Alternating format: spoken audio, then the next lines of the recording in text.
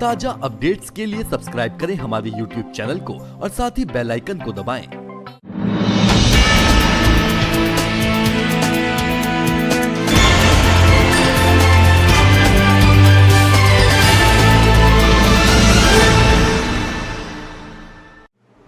देहरादून के नेहरू कॉलोनी सब्जी मंडी स्थित नमस्ते भारत हैंडलूम शोरूम का भव्य उद्घाटन किया गया। शोरूम की संचालिका मिस सोनल नागर ने अपनी शॉप का शुभारंभ एक अलग व अनूठे तरीके से किया। शोरूम के उद्घाटन के अवसर पर ना तो कोई चीफ गेस्ट था, ना ही कोई सेलिब्रिटी और ना ही कोई वीवीआईपी।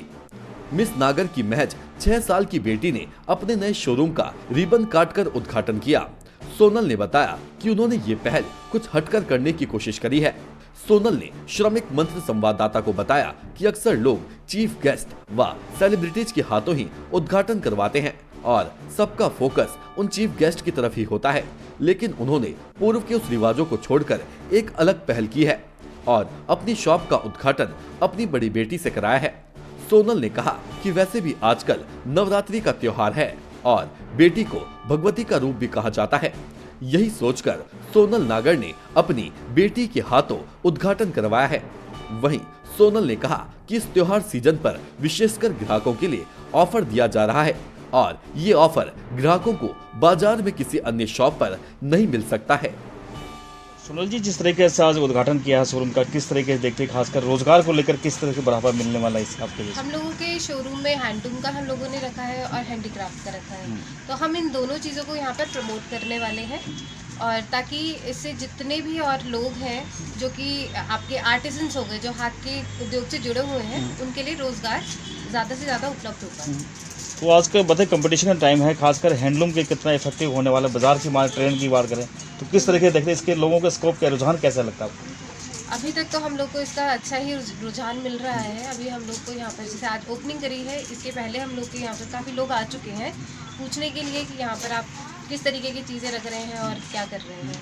तो मार्केट ट्रेंड की बात करें, पलटन बाजार यहाँ पर फेमस बाजार है, उससे हटके क्या चीज़ रखने वाले हैं ताकि लोग अट्रैक्शन हो गए प्रोडक्ट्स देखें? हमारी कोशिश ये रही कि यहाँ पर कि जब से हटकर चीज़ें रखें जो कि कम रेंज में हम लोग रखना चाहेंगे यहाँ पर, जो हर एक की जो रिक्वायरमेंट्स उनको फुलफिल करना है।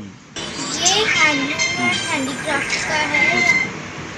यहाँ पर बहुत सारी चीज़ें यहाँ पर रखी हैं। आप कौन सी क्लास में पढ़ते हैं?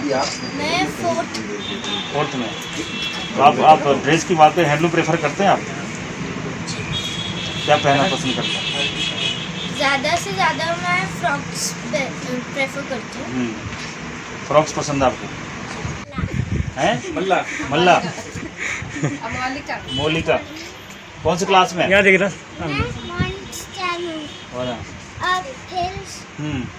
इधर हाँ।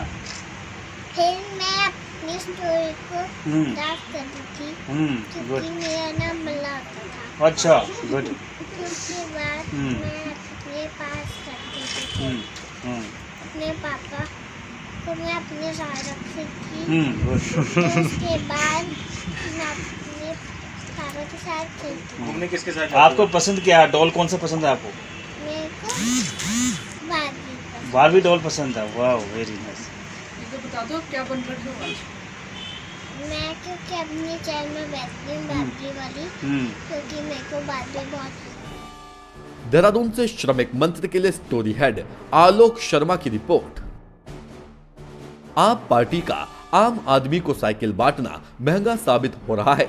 कारण जिस प्रकार से देहरादून के कैंट विधानसभा में आप कार्यकर्ताओं ने श्रम विभाग की श्रमगारों को मिलने वाली साइकिल को आप पार्टी ने अपने खास चहितों को बांट दिया, जिसकी भनक कैंट विधानसभा के विधायक को लगी और विधायक को लगा कि उनके ही विधानसभा क्षेत्रों में साइकिल बांटकर उनके 40 वर्षों से अमानत वोट बैंक पर आपने सेंध मार दी है और आप पार्टी की सेंधमारी विधायक कपूर को नागवार गुजरी।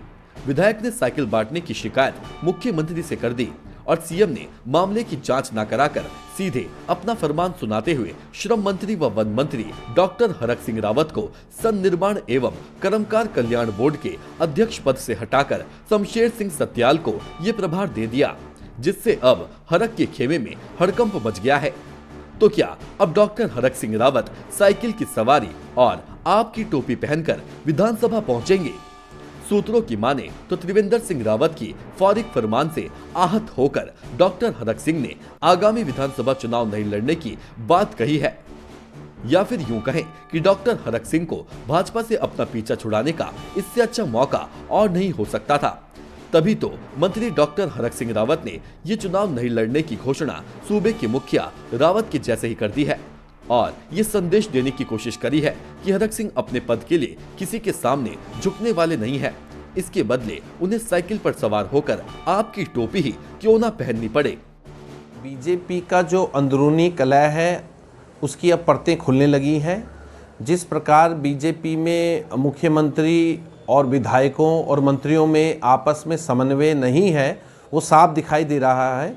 अभी पूर्व में बीजेपी के एक मंत्री को पद से हटाया गया है, जिसके चलते वो नाराज़ हैं और इस नाराज़गी के चलते उन्होंने आज ये कहा है कि वो चुनाव नहीं लड़ना चाहते। तो कहीं ना कहीं ये बीजेपी की अंदरूनी कलह को साफ दिखाई दे रही है और इसका बीजेपी को बहुत आगे आने वाले समय पे नुकसान होगा, क्योंकि बीजेपी में एक दूसरे को नीचा दिखाने की प्रवृत्ति है। साथ ही जो मुख्यमंत्री हैं उनका अपने मंत्रियों के साथ, अपने विधायकों के साथ समन्वय नहीं है। इससे पूर्व भी बीजेपी के एक विधायक ने राष्ट्रीय अध्यक्ष नड्डा जी को पत्र लिख करके शिकायत की थी कि मुझे काम नहीं करने दिया जा रहा। तो मैं समझता हूं कि ये कहीं ना कहीं बीजेपी की जो आपसी फूट है, जो कलह है, उसका द्योतक है और इसका बहुत बड़ा नुकसान बीजेपी को होने वाला है। देहरादून से श्रमिक मंत्री के लिए स्टोरी हेड आलोक शर्मा की report. DD College Dehradun. Admission open for academic session 2020-2021. Course available BSc in Computer Science, Agriculture, PCM or CBJET, MSc Physics, MSc Chemistry, MSc Mathematics, BBA, BCom Honors, MCom, BA, MA English, MA History, PG Diploma and MA in English, B.Ed. DD college में अब college courses के साथ ही defence, medical, engineering और government sector exam की preparation भी होती है। चले DD कॉलेज की ओर, पाए एक सुनहरा भविष्य।